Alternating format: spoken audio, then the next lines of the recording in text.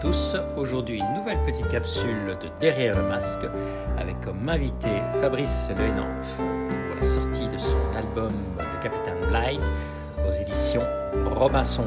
Et évidemment, c'est Reynolds qui nous accueille dans sa librairie Bruxelles à Waterloo. Merci Reynolds. Merci beaucoup, à bientôt. Au revoir.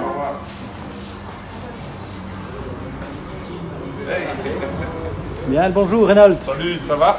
Encore merci de nous accueillir une fois de plus. Certes. Il paraît que ça s'est bien passé. Oui, il y a encore un peu de monde. Hein. Ah oui, mais je viens de voir sortir des amis qui l'avaient, qui sont ravis de la dédicace et tout. C'est chouette de le revoir en tout cas. Ah oui, ça je veux bien croire. Le Covid limite toujours. Et nous rencontrons notre ami Nicolas aussi, Oui. qui visiblement a des petites nouveautés. Avec son prochain album qui sort vers le 12 septembre, La Belgica, Donc nous aurons certainement le plaisir de vous faire une petite chronique l'expédition d'Adrien Gerlach. et une rencontre. Voilà, mais le je sens premier qu'il y a tome. autre Et- chose aussi en main. Et G-Lan 2 que je viens d'imprimer ce matin. Voilà, et dont Donc, j'imagine vous nous faites aurons l'imprimerie. également l'occasion de vous faire rapidement. Voilà, avec un héros, une série viking avec un héros Voilà. qui est, comment dire, assez ambigu. Voilà. Assez ambigu. Mais on vous avait déjà fait la chronique du tome 1. Et notre ami Alain qui nous présente le nouveau spin-off des Enfants de la Résistance, les Spec Games de notre ami Vincent Dugommier et Benoît Hertz, dont j'ai également entendu déjà parler. Voilà, bon, il y a plein de nouveautés. On va donc pouvoir aller gentiment vers le fond pour voir comment ça se passe.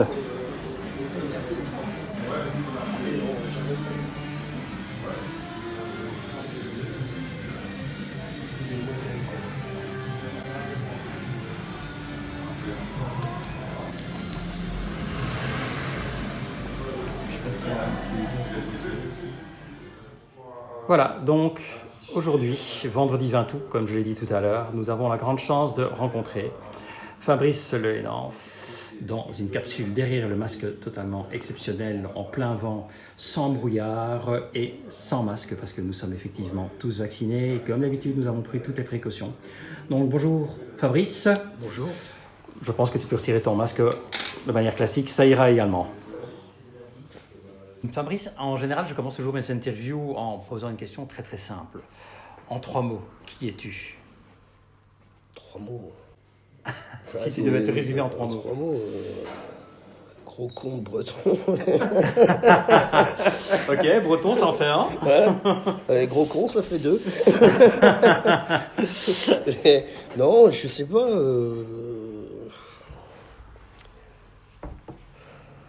C'est très compliqué, quoi. Oui. Ouais, breton. Breton, ça veut tout dire. Ouais, voilà. Ok, ça, on gardera ça ainsi. Voilà. Ok, ça c'était pour la première question alors.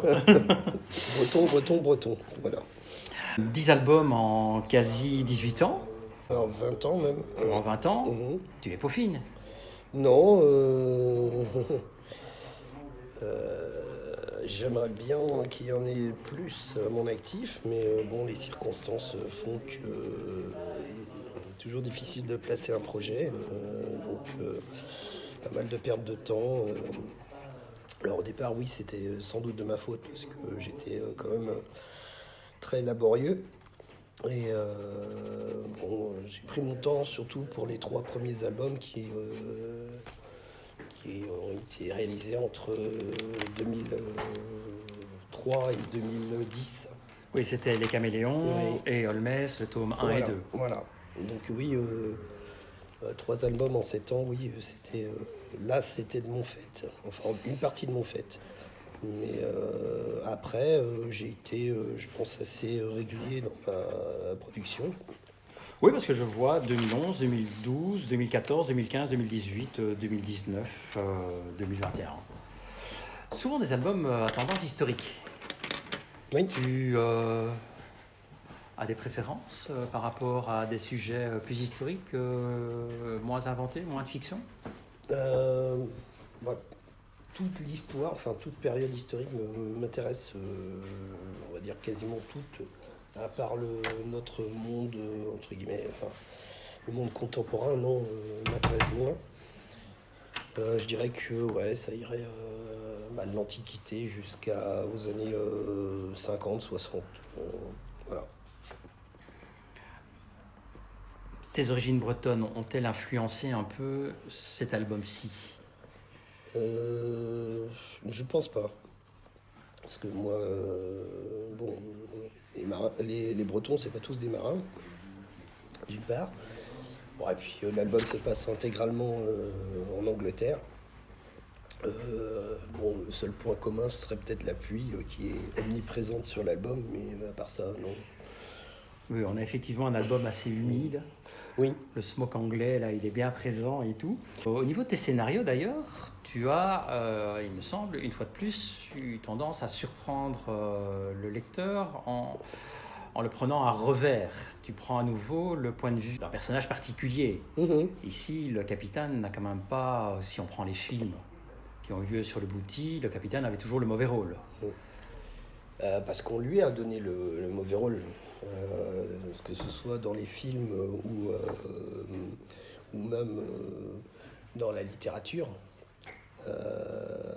Faut savoir que l'histoire de la Bounty et du capitaine Bligh, que ce soit au cinéma, ça découle essentiellement de l'adaptation du roman, des romans, puisqu'il y en a 3, de Norfolk et je ne me rappelle plus le nom des 2 écrivains américains qui ont écrit ces romans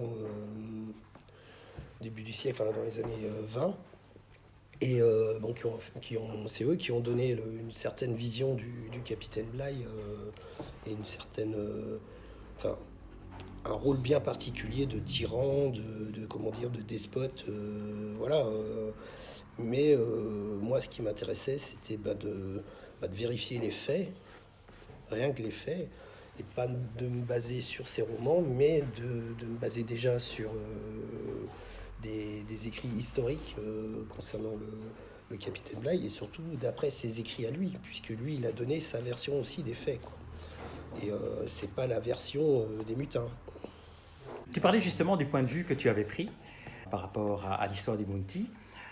Tu l'as recollé par rapport à une autre mutinerie, celle du Nord. Oui. C'était l'occasion en réalité de présenter les 2 mutineries, de présenter 2 moments dans l'histoire de la Royal Navy, en faisant un parallèle. Oui, il y a bien sûr cette idée de faire un parallèle entre ce qui s'est passé sur la Bounty en 1789 et ce qui se passe en 1797 en Angleterre. Mais surtout le point commun dans l'histoire, et puis le point central, c'est la présence de ce capitaine William Bligh présent dans les 2 mutineries. Moi, ce qui m'intéressait de savoir, c'était si la mutinerie de la Bounty était, quelque chose de précurseur de ce qui allait se passer 10 ans plus tard dans l'ensemble de la Navy, dans la Navy anglaise. Et pour toi, il y avait un parallélisme à faire? Bien sûr, ouais. Tout ce qui s'est passé sur la Bounty, on le retrouve dans les revendications de la Nord, de la révolte de la Nord. Et bon, l'histoire de la Bounty n'est pas non plus, un fait unique. Il y a eu d'autres révoltes sur d'autres navires qui ont été réprimés, sans forcément perdre le navire, ce qui est un cas unique, rarissime pour l'histoire de la Bounty. Et moi, ce qui m'intéressait dans l'album, c'était pas de raconter l'histoire de la Bounty, mais l'histoire du capitaine Bligh. Et puis, cette histoire de la révolte de la Nord n'avait jamais été, exposée en bande dessinée ou adaptée en bande dessinée. Et elle était assez, à part les personnes qui peuvent s'intéresser à la marine anglaise ou à l'histoire, il y a très peu de personnes qui connaissent cette révolte. Même moi, je ne la connaissais pas. C'est en commençant à travailler sur l'histoire de Bligh que je me suis aperçu qu'il a dû faire face à plus d'une révolte dans sa vie, et dont celle de la Nord. Mais elle ne concerne pas uniquement Bligh, mais l'ensemble de plusieurs mouillages anglais de l'époque, à savoir Speedhead et Lanor. Mais il n'était pas tout seul à se faire débarquer de son navire. Mais bon, comme c'était le personnage principal de mon histoire, je me suis axé et focalisé sur lui, quoi. S'agit-il d'un one-shot ou bien y aura-t-il une suite? Parce que je sais pas encore. À l'origine, quand j'ai proposé le projet à Hachette et Robinson, je partais donc sur l'histoire de un titre qui s'appelle Capitaine Bligh. Et dans l'idée, c'était de faire 2 one-shots. Le premier qui est paru là cette année, et un second, mais ça, il n'y avait rien il n'y a rien de signé, il n'y avait rien d'acté, mais c'était dans ma note d'intention en présentant l'album, c'est que Bligh n'a pas été victime que de 2 révoltes, il en a subi 3. Donc sur le premier tome, je comptais raconter donc cette révolte de Lanor, revenir sur la révolte de la Bounty, et sur un autre tome, toujours autour de Capitaine Bligh, raconter d'un côté ce qui était devenu les révoltés du Bounty, et d'un autre côté raconter la 3e révolte qu'avait subie Bligh dans sa vie, la dernière, qui se situe début du 19e, à la fin de sa vie. Et là, il se retrouve en fait gouverneur de Nouvelle-Galles du Sud, donc l'Australie, et il devient gouverneur de cet État, et il va essayer de mettre fin au trafic d'alcool sur le secteur. Malheureusement pour lui, c'est en fait l'armée qui dirige le trafic d'alcool. Et bien sûr qu'il va très mal le prendre, et ils vont le mettre aux arrêts en tant que gouverneur, et le temps que, comme d'habitude, un peu comme l'histoire de la Bounty, le temps que la nouvelle revienne en Angleterre, qu'on nomme un nouveau gouverneur, qu'on le ramène en Australie, il sera écoulé 2 ans. Et donc il aura fait 2 ans de prison. Il n'a pas eu de chance. Non, il n'a pas eu de C'est un homme chance. des révoltes. Oui. Alors, je vais me faire le défenseur de Bligh.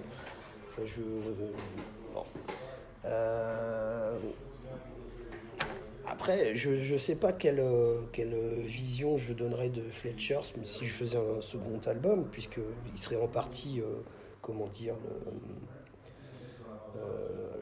l'un des sujets du second album.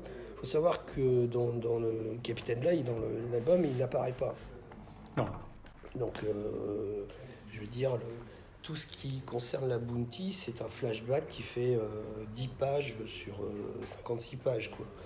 Donc on voit jamais Fletcher, on en parle. C'est un personnage... Tu termines surtout la dernière case par, effectivement, il manque un mutin. Et c'est ta dernière case, quoi. Hein. Oui, oui. Mais j'en ai fait une obsession pour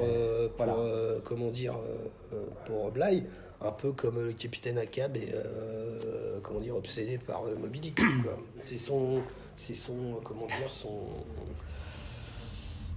ennemi, mais c'est son obsession. C'est son obsession. Et puis, je veux dire, il a brisé sa carrière, quoi.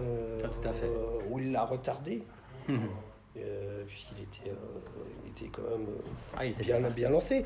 Mais il faut savoir aussi que le cinéma a donné une telle image de Bligh qu'on a l'impression que c'est un aristocrate dans les films, etc., ou qu'il c'est quelqu'un... Il faut savoir que c'est simplement... Il a démarré comme mousse et il a fini comme vice-amiral, quoi. Il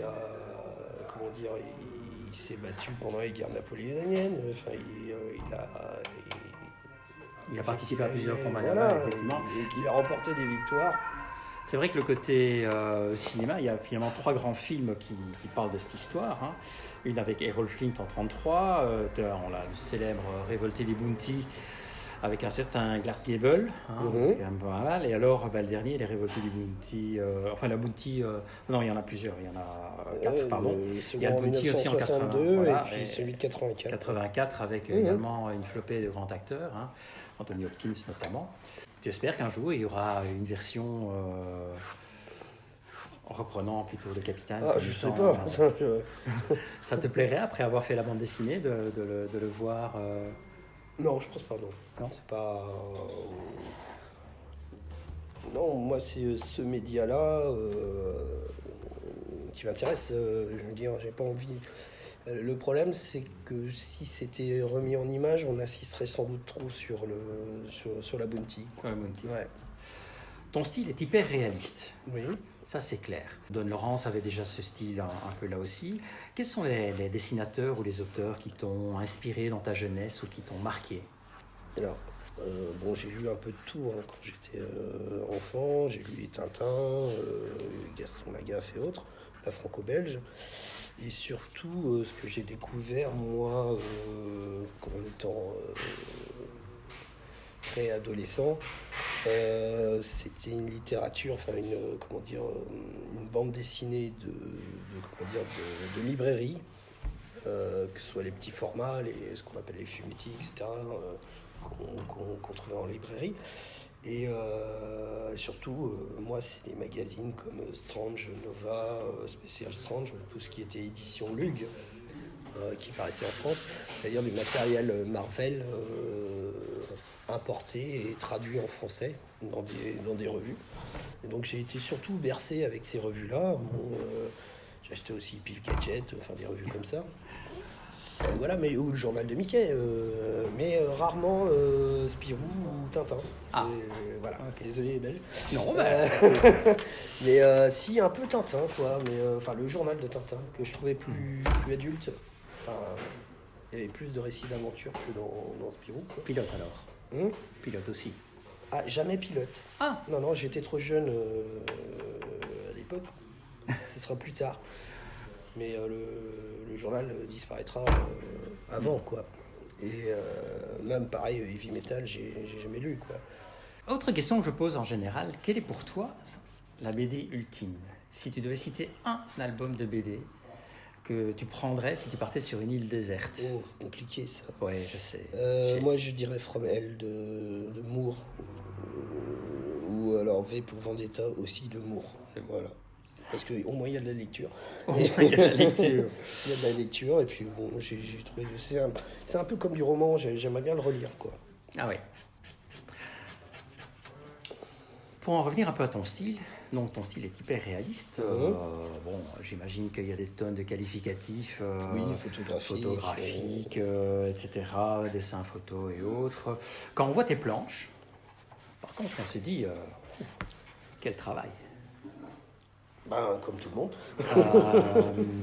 Tu fais la mise en couleur toi-même. Oui, voilà. Tu travailles comment? Le dessin d'abord, puis une première impression couleur ou Alors, crayonné, et puis jus de couleur. Et après, je reviens dessus avec différentes techniques, comme de l'encre de Chine, comment dire... En fait, dans mon dessin, je suis pas à l'aise dans l'ancrage, donc je fais un crayonné plutôt assez fort. Et après, je fais une mise en couleur. Mais il n'y aura pas d'ancrage, ou très peu d'ancrage sur mon dessin.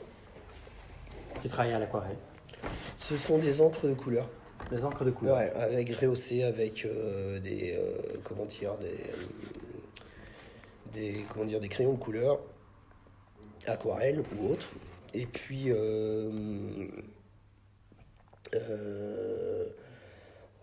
j'utilise aussi un système qui fait que je laque entièrement mes planches. Et c'est une technique qui est proche de pourquoi mes planches sont brillantes comme ça, parce que je fixe chacune de mes couleurs. Donc, parce que j'ai appris à faire ça quand je dessinais, quand je faisais de la peinture. Et ça approche plus des icônes russes au niveau de la technique. C'est vrai que je travaille en couche, en fait. Voilà. Ton style évolue quand même énormément entre les albums Westfront ou bien Ostfront et le dernier. Tu vas encore évoluer ou bien non, tu considères que... J'ai été là où je pouvais aller avec Bly par exemple. Maintenant je vais faire machine arrière en fait. Je vais revenir à quelque chose de plus proche de ce que j'ai fait sur Vanzé. C'est ce que je veux faire maintenant, ouais. Revenir en arrière quoi. Ah oui. Ok. Tu vas en revenir en arrière donc sur les prochains albums. Quels sont tes projets? J'imagine que tu dois déjà en avoir quelques-uns. Donc, bon, il y avait la solution, enfin peut-être la possibilité donc, oui, de faire un second tome sur Bly. Mais bon, on n'en a pas parlé chez Hachette et Robinson. Puis entre-temps, j'ai fait la connaissance de Roger Saiter, qui est scénariste, qui a quand même un sacré CV. Et il m'a proposé au départ un western. Un western? Oui, un pur western. Les recherches de personnages pour un western? Oui. Et quel sera plus ou moins le thème de ce western? Alors, c'est... bon, on est dans quand même le western classique. Donc avec des Indiens, des cow-boys. On s'attache, comment dire, autour d'un pueblo hanté. Voilà. Donc voilà, c'est une enquête policière en fait. Mais on est en 1870, on est 5 ans après la guerre de sécession, et puis on est autour d'une concession minière, quoi, voilà, et tous les enjeux qu'il y a autour de l'or, quoi, et d'un pueblo. Donc le titre de cet album-là, s'il était validé, ce serait le pueblo. Le pueblo. Ouais. Ok, on peut passer au suivant. J'ai aussi entendu parler d'une histoire qui reprendrait ou qui collerait autour la Statue de la Liberté. Oui, alors ça c'est un second scénario que m'a proposé Roger Saiter autour une période de la vie de Bartholdi qui est assez méconnue. Et en fait, c'est son voyage, on retourne, ce sera aussi en partie un western. On retourne aux États-Unis en 1876, je ne suis pas sûr de la date, mais bon, c'est en fait la période où Bartholdi est obligé de quitter la France, donc immédiat après la guerre de 1870. Et donc, Bartholdi, à l'époque, a un projet de construire un phare représentant une femme en Égypte pour le canal de Suez. Mais Ferdinand de Lesseps, le créateur du canal de Suez, refuse le projet. Donc ce projet-là, qui représentait une femme égyptienne avec une torche, se transforme en celui de la Statue de la Liberté. Donc n'ayant pu le placer à l'Égypte, il va essayer de le refourguer aux États-Unis. Et donc, ça, c'est pas très connu. Et en fait, il part aux États-Unis pour convaincre des investisseurs lui, il offre la France offrirait la statue, mais il faut construire. Il faut déjà trouver le site, et deux, construire le socle qui va l'accueillir, quoi. Et donc, on va raconter son voyage à travers l'Ouest américain pour récolter les fonds pour le socle de sa statue. Donc c'est pas forcément un livre sur la réalisation et puis la conception de la Statue de la Liberté, mais la petite histoire qui fait que comment s'est monté le projet en fait. Et ça verrait le jour vers quelle date? J'ai aucune idée là, parce que ce serait un album on était parti sur 120 pages, donc c'est conséquent. Donc déjà en termes de réalisation, même en travaillant vite, il me faudrait 1 an et demi pour le faire, quoi. Ah oui. Et il faut surtout le signer, quoi. Donc trouver un éditeur qui accepte le projet, quoi. Tout à l'heure, tu as croisé Nicolas Anspach. Oui. Tu pourrais peut-être essayer de le convaincre. Ah, ce serait avec plaisir, mais Nicolas, il est sur autre chose. Et puis, voilà, je ne sais pas si ça intéresserait son public, quoi. Mais je ne dis pas qu'un jour, on ne travaillera pas ensemble sur tel ou tel projet, quoi. Mais pour l'instant, on va contacter les éditeurs avec qui j'ai travaillé, et puis on verra si ça passe ou pas, quoi. En parlant des gens avec qui tu as travaillé, y aurait-il un scénariste avec lequel tu aurais envie de travailler de manière particulière, ou au contraire, un dessinateur où tu te contenterais uniquement de faire le scénario? Alors moi, je me vois pas du tout scénariste. C'est ça qui est étonnant. Je me suis toujours considéré comme un dessinateur. Alors, y vois-tu en fait, un scénariste avec lequel tu aurais envie? Je suis scénariste quand je trouve pas de scénariste, ou quand j'arrive pas à placer les projets des autres. Je suis obligé de me lancer dans un projet tout seul. Et voilà, c'est pour ça que j'ai fait 4 albums tout seul, parce que à chaque fois, mes projets avaient été retoqués avec d'autres scénaristes, quoi. Et ça va peut-être le cas avec Roger. Je serais fort... désolé, compris, mais voilà. Bon. Après, non, là, je vois ce que m'a proposé, par exemple, Roger, son écriture, sa façon de présenter les choses, de réagir, etc. Il me laisse la liberté de travailler, de découper, etc. Et ça me convient parfaitement, voilà. Tu aimes donc être entièrement libre, pas Oui, de storyboard trop précis. Non, voilà, j'aime pas avoir un scénariste dirigiste. Dans l'histoire, oui. Dans les recherches, oui. Mais me dire qu'il y a 3 bouteilles sur la table et 4 miches de pain, non, ça ne m'intéresse pas. D'accord. J'ai aussi constaté, en allant voir un peu de nouveau, en faisant quelques petites recherches, que tu étais très friand de pin-up et autres. Tu en as quand même quelques-unes. Tu n'as jamais eu envie de faire une histoire parfois un peu plus légère, olé. Je laisse Berthet, c'est son truc. Moi, les pin-up, non, moi je fais ça. Berthet et Dany, c'est bon. Voilà, il y a des spécialistes pour ça. Moi, je me contente d'en dessiner quelques-unes de temps en temps pour arrondir les fins de mois. Donc, mais c'est pas mon sujet, quoi. Alors, ce qui est amusant, il y a très peu de femmes dans mes albums. Oui, justement, j'allais t'en parler. C'est amusant puisque Vanzi, bon, j'ai pas pu caser de personnages féminins puisqu'il n'y en avait pas. Enfin, dans mon scénar en tout cas, puisque c'est une réunion de 15 dignitaires nazis. Et puis dans Bly, j'ai pas eu l'occasion également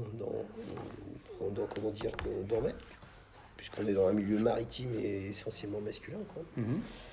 Et voilà, c'est le hasard. C'est le hasard. Je veux dire, dans le prochain album, il y aura des personnages féminins, quoi. Mais c'est comme ça, quoi. Mais c'est étonnant, oui. Petite question comme ça, comment as-tu vécu le confinement et le Covid? T'en as profité pour bien travailler, bien avancer ou bien... Oui, j'ai beaucoup travaillé. Bon, après, ça pose des problèmes, bien sûr. Surtout au niveau de l'édition, au niveau les craintes que nos albums ne sortent pas ou que... Alors, il faut savoir qu'en France, ils avaient quand même fermé les librairies, quoi. Donc, c'est quand même assez exceptionnel. Voilà, quoi, il y a plein de contraintes. Mais bon, au niveau de travail, non, ça n'a rien changé pour moi. Je travaille tout seul dans mon atelier, donc ça ne changeait pas grand-chose. Bon, par contre, ça restait quand même assez angoissant. C'est angoissant. Oui, angoissant quand même, oui. Les personnages que tu fais, tu t'inspires de personnages réels ou bien ce sont des traits? Alors, ça va de personnes qui posent pour moi à des acteurs que j'utilise couramment. Alors, ça peut être des acteurs connus, peu connus. Dans Ostfront et Westfront, il y avait Lee Marvin, comment il s'appelle, Charles Bronson, voilà. Il y a même Daniel Craig dedans. Je vais pouvoir aller chercher. Hein? Ouais, il faudra le trouver, oui. Ouais, c'est ça. Voilà. Lee Marvin est facile à trouver. Voilà. Donc, après, il y a aussi des fois, je trouve des acteurs des pays de l'Est. Enfin, voilà, ça peut être des mecs dans un épisode de Derrick ou voilà. Non, des seconds rôles, des trucs comme ça, des bonnes bouilles, quoi. Et voilà, Charles Bronson, il est là. Ouais. Au niveau cinéma, tu es plutôt quel genre de film? Pas vraiment cinéma. Enfin, si, je regarde beaucoup de films, mais pas vraiment cinéma. Je suis plutôt série maintenant. Ah, du côté série pour l'instant, que regardes-tu? Tout ce qui sort. Tout ce qui sort? Ouais, tout. Ah. Je dévore énormément de séries. Ça en fait un paquet, parce que comme l'an dernier... Ah, mais quand je travaille, il y a toujours une série d'allumés. Donc, continuellement. Donc, Netflix. je peux... Non. Pas de chaîne. Ah, d'accord. Voilà. Moi, je fais ma carte de série, je prends mes épisodes et je je fais mon planning pour la journée, je peux regarder 10 épisodes d'une série en une journée, quoi. Ou une saison complète en une journée, quoi, pendant que je travaille, quoi. Ok. Donc ça peut être... là, je suis en train de me refaire Better Call Saul, ou la semaine dernière, je me suis refait Breaking Bad. Qu'est-ce que j'ai vu? J'ai lu Snowfall. Là, j'attends God of Harlem. Voilà, la suite. Enfin, plein de choses comme ça. Plein de choses. Beaucoup de séries anglaises. Beaucoup de séries anglaises. Ouais. En version originale ou bien en... Bah non, parce que quand je travaille, je peux pas passer mon temps à lire les sous-titres. non, j'écoute parfaitement l'anglais. Non, je serai toujours une bille. Tu as travaillé avec pas mal de maisons d'édition. Oui. Il y en a que tu as préféré? Toutes. Ça, c'est l'art de ne pas se mettre quelqu'un à dos. Non, mais j'ai beaucoup aimé travailler, je sais pas moi. Alors, au 12 bis, on avait un peu la liberté de faire ce qu'on voulait. Bon, Glénat, bon, ça s'est pas très bien passé. Casterman, j'ai beaucoup aimé. Voilà quoi. Mais dans le temps, je vois, bon, par exemple, là, sur cet album, j'ai eu aucune relation avec ma maison d'édition, hormis des contacts téléphoniques et puis des mails, quoi. Donc, le Covid a foutu un peu le bordel, quoi. Donc, non. Après, j'ai travaillé aussi pour une petite maison d'édition comme Petit à Petit ou Orep pour d'autres projets, quoi. Voilà. Chaque maison d'édition est différente, mais j'aime bien le côté carré de chez Casterman. Dans ta bibliographie, il y a également des peintres et des musiciens. Oui. Modigliani, Elvis Presley. Oui. C'est le jour et la nuit.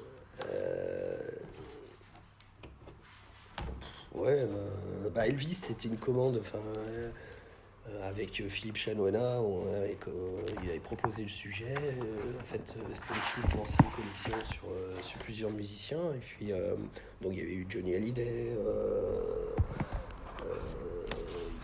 Et donc, quand on a demandé à Philippe ce qu'il voulait, lui, il a dit Elvis Presley. Donc, bon. Et puis, voilà, j'étais partant. Et voilà, on est parti sur une biographie simple et Moi, niveau musique, tu es rock'n'roll? Ah non, pas du tout. Enfin, moi, je suis plutôt hard rock, mais mais je suis bon dans la musique, c'est passé un peu à côté. Je suis pas musicien, donc non. Mais hard rock, ouais, j'ai toujours écouté du métal, des trucs comme ça, quoi. Et les groupes, style? CDC, les grands classiques. Voilà, les grands classiques, du heavy comme Iron Maiden, voilà, Metallica, Motorhead, enfin, que du métal. Que du métal. Ok. Tu termines, il y a une phrase qui m'a un peu marqué là. Il m'est impossible de décrire le bonheur que la bénédiction de la vision de cette terre a fait ressentir en chacun de nous. Une parole de ton capitaine préféré. Lorsque lorsqu'il décrit son arrivée effectivement après son périple en chaloupe, mon Dieu, etc. As-tu le même sentiment lorsque tu termines un album? Oh non. Ou bien est-ce que lorsque tu termines un album, pour toi, c'est allez, c'est fini? Non, il y a très peu de joie quand on termine un album. Bah, si, quand on écrit fin, mais c'est très vite passé. Moi, je pense souvent au prochain tout de suite. Voilà. Déjà, tu te pas un petit repos Non, parce qu'il n'y a pas il n'y a pas de temps mort.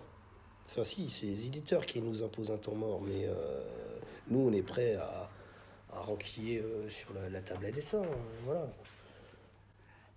Et tu vois directement les thèmes et la manière d'aborder les nouveaux sujets ou pas? Puisque tu t'avances souvent dans tes propres scénarios. Si tu j'ai plein d'idées comme ça. Moi, j'ai plein de cartons. C'est juste des fois, c'est noté sur une feuille, une idée. Tiens, voilà. Il s'est passé ci, ça. Putain, ça serait bien, on serait en BD. Et puis, ça sort jamais du carton. Mais j'ai plein de scénarios. Bon, il y en a un paquet aussi qui ont été refusés par des éditeurs. Il faut savoir que j'ai mis quand même 3 ans à placer Vanzé un éditeur. C'est pas... Tu penses que c'était lié à ton style ou bien... Alors des fois c'est lié à mon style. Je veux dire, pareil, Blaye, j'ai fait tous les éditeurs.